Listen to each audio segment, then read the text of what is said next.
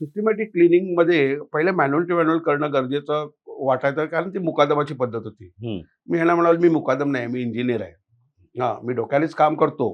दगड डोक्यानेच उचलतो, पण फिजिकली मी डोक्याने दगड उचलत नाही. मी पुली वापरेन, काय तादून वापरेन, क्रेन वापरेन.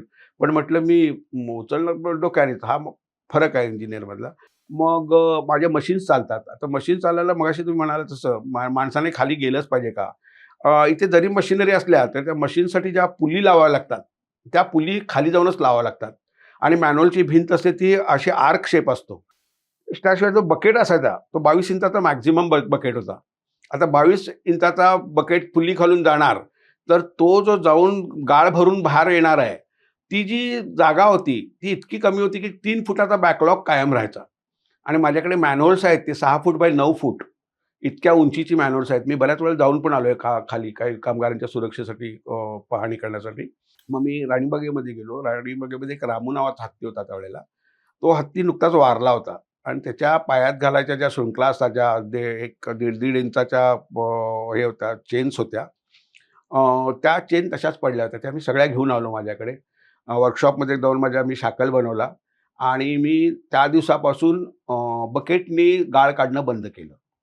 मी येऊन त्या चेन्स माझ्या मशीनला जोडल्या आणि मग फक्त फिटरना सांगितलं, काही करायचं नाही. रात्रभर इकडून चेन तिकडे पाठवायची, तिकडून इकडे खेचायची, इकडून तिकडे पाठवायची, तिकडून इकडे खेचायची. आणि this was a grand success. हे केल्यानंतर झालं काय, की गाळ जो होता तो हळू ब्रेक व्हायला सुरुवात झाला हं. आणि चेन असल्यामुळे ती शॅग होऊन ती बॉटमपर्यंत जायला लागली. आणि मग मी हे पंपिंग स्टेशनच्या पहिल्या मॅन्युअलपासून हे सुरू केलं. आणि हे वरती या पद्धतीने काम चालत असल्यामुळे कामगारांना तो बकेट खाली करणं, लॉरीमध्ये भरणं, ह्या सगळ्या ॲक्टिव्हिटी स्टॉप झाल्या. माझं ॲक्चुअली एम असं होतं, की माणसांना मिनिमम टाईम आतमध्ये मला सोडायचं होतं. म्हणजे जे 3-3, 4-4 तास त्यांना जे जाऊन थांबावं लागायचं, तो माझा कॉन्टॅक्ट टाईम मला कमी करायचा होता. कारण तो कॉन्टॅक्ट टाईमच असा क्रिटिकल होता, की तो त्यांच्यावर हेल्थवरती परिणाम करत होता. आणि परिणाम असा झाला, की एक रात्रीमध्ये साधारण 120 माणसांमध्ये माझी एक लॉरी अगदी बऱ्याच मेहनतीने भरली जायची. ज्याला आपण 5 मेट्रिक टन वगैरे म्हणतो, हं. इतका गाळ या मशीन्स वगैरे लावून सुद्धा. अशा 6-6 लॉऱ्या एक वेळेला भरल्या जाऊ लागल्या.